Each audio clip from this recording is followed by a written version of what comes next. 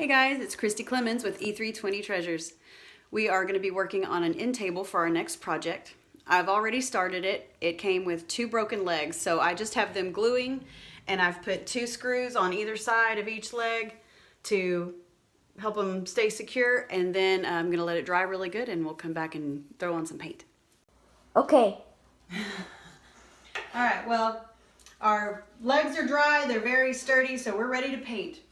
I am actually a Dixie Belle retailer, and when I was unloading, I had one of the 8-ounce cans in drop cloth drop, and it broke the lid. So I'm going to use it as my base coat. Well, yeah. I'm not painting any, the only thing I've done to prep this surface is clean it, like with a cloth and some water. So I'm going to shake this up really, really good without spilling it on myself. I'm gonna use my little Worcester brush from Lowe's. It's an angled brush. It's probably 2 inches. And I like it because it gets down in the decorative parts of the wood that I paint. Now I'm painting over a dark surface with a light paint, but the coverage on this is so good that I will need a second coat, but not a heavy one. I mean, right now I've just cleaned off the little lid.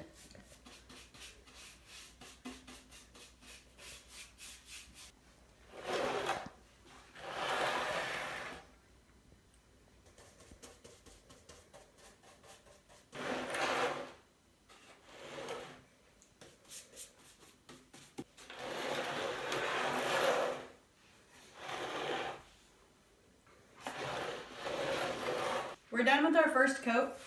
We'll let that sit here under the fan and dry, and then we'll come back and do a light second coat. Get out of my mind! I'm gonna let the legs dry, then I'll do a second coat on the legs, then I'll flip it over and I'll do the 2 coats on the top, on the table where I don't have to sit on the floor. Okay, so we have 2 coats of drop cloth on our little table here. The second coat was just a very light coat. I didn't have to go on heavy. I sprayed a little bit of water on it to help the paint smooth out easier. And one thing I want to show, because I'm curious to see how this is going to turn out. It's the first time I've ever used this stuff. Here where I messed up trying to secure the legs onto the table, I actually sent the screws through the table legs. So we have some mess up in the press wood here, and we have holes coming. Now I could fill them with putty and sand them down and everything, but I'm gonna see, because of the texture that this patina has, if it will camouflage that. So that's one of the things we're gonna check out. All right.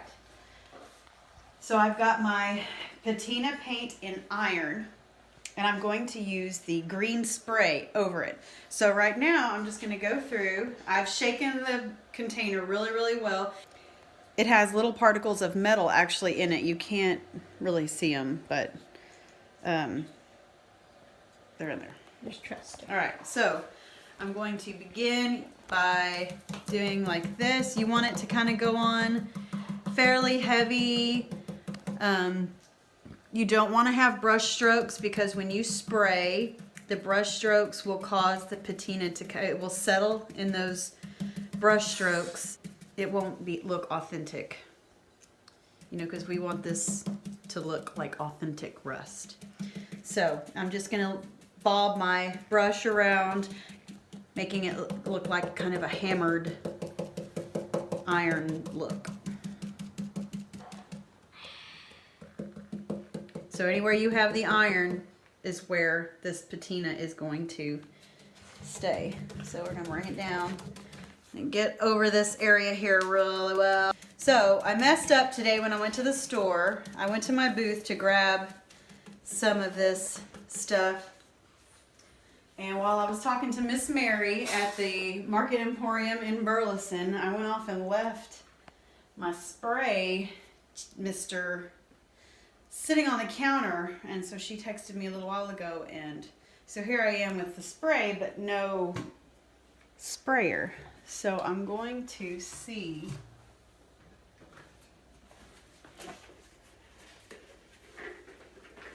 if this will at all work. And that's going to be 2. Hey, you can cut it. I can cut it. That's why Her cameraman is a genius. That's why I keep you around. I moved my scissors. Where did I move them to? Wow. It's not going to fit back in the bottle.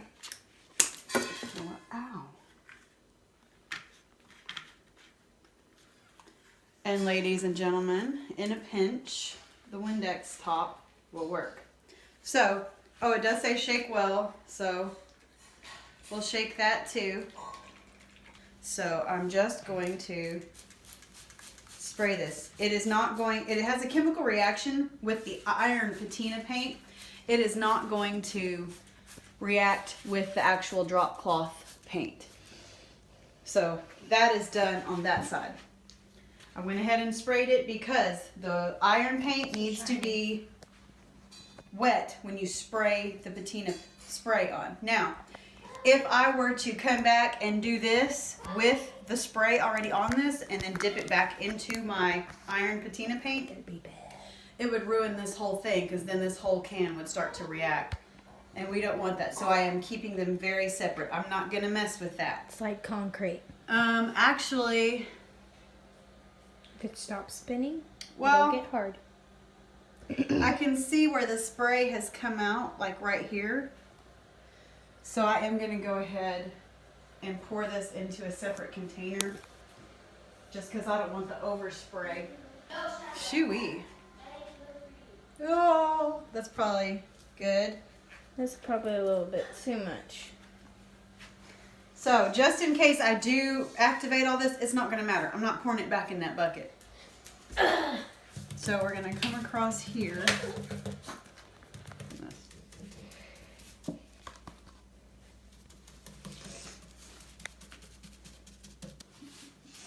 What kind of spray? I'm going to move out of the way. So here we go. We're going to spray this again.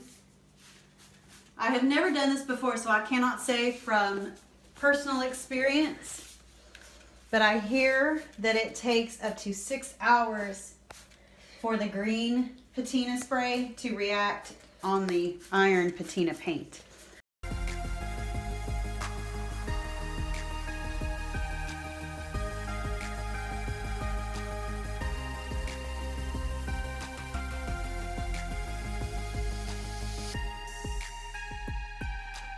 Well, as you can see, the table did not turn out as expected. There's minimal rust and mostly gray from the iron patina paint.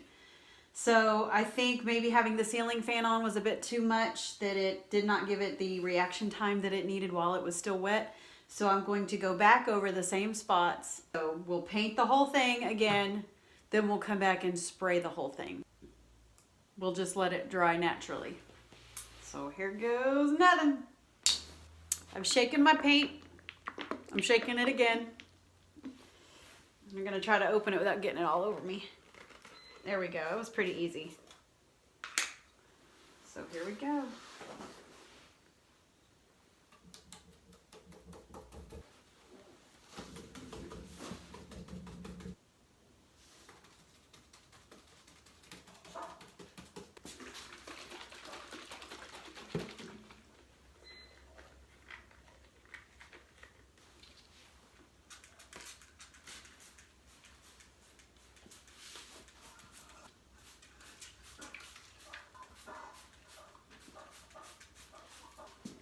Now I've sprayed the whole table again, painted and sprayed. So we'll give it the 6 hours to react.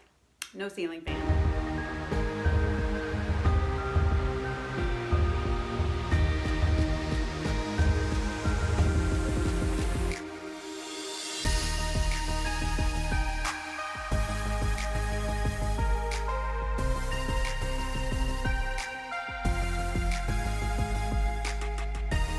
Okay, this is hour number 4, and it's looking really, really cool. As long as I don't coat it, I think it's going to continue to react, so it will go more and more towards the rust. But you can see, I mean, looks like rust. I'm really digging it. Okay, you can see that I have done the steel wool smoothing on this side, but not this side. So I'm going to go over the whole table. Then I'm going to wipe it down and clean it. And then I will seal it with gator hide. So I'm really happy with the way that the table and the door turned out. I think it looks very authentic and I love this look. A few things to suggest if you're going to go for this look on anything is to either let it dry naturally, or I've heard you could use a heat gun, but don't turn your ceiling fan on while this is drying because it shortens the reaction time and it's a no-go on that. Any of the products that you use, the Patina paint and the Patina spray, you're going to want to shake really well. It has very small particles of metal that need to be mixed well within the stuff. And also, if you're using the paint and spray on metal, there's another product that you need to use first called Prime Start, because if you paint this straight on metal, it will continue to eat all the way through it, and that Prime Start just keeps it looking like this. It's okay to use just the spray and paint on wood, but as far as metal goes, you're going to want to paint that Prime Start first to protect the metal. And also, wear safety gear, like I did not do. This stuff smells like you dropped a bowl of vinegar in your house and it burns your skin. So wear a mask, wear gloves, and protect yourself. Oh, one more thing. When you do this and you go to clean the table, after you use the steel wool on the table to kind of smooth it out, and then you use water on top, it's going to look like it went right back to that iron patina. So wait for a few minutes and the rust color will come back, so don't be scared. All right, so thumbs up on this video, hit the notifications button, and click to subscribe. Thanks, y'all. Bye.